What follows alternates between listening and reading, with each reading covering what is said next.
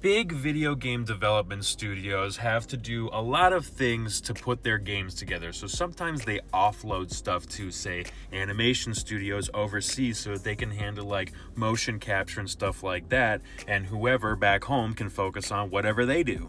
Unfortunately, it sounds like a studio that a lot of big-name AAA studios used for animation have been horribly abusing their employees. Content warning, there's physical and verbal abuse in here and some stuff to do with the death of a child. This report comes from People Make Games. You should definitely go look at their report.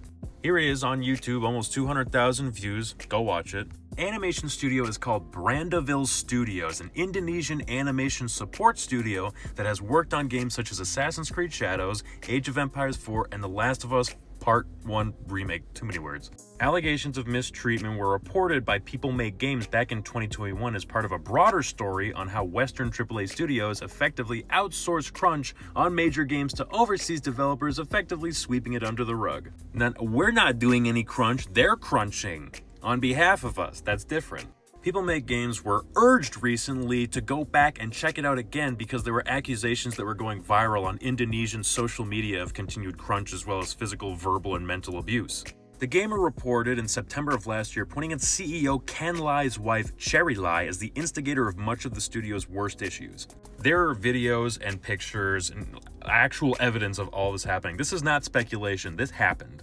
We got threatening and insulting messages to staff, verbally berating and insulting them, and at least in one case, repeatedly physically assaulting an employee and ordering them to physically hurt themselves as punishment for poor performance. That employee, Krista Sidney, has shared much of her story publicly, including claiming Lai once slapped her head so hard it caused tinnitus, the thing you get when you go to war, and at other times choking her, pushing her down the stairs, and forcing her to bang her head on the wall until she had a concussion.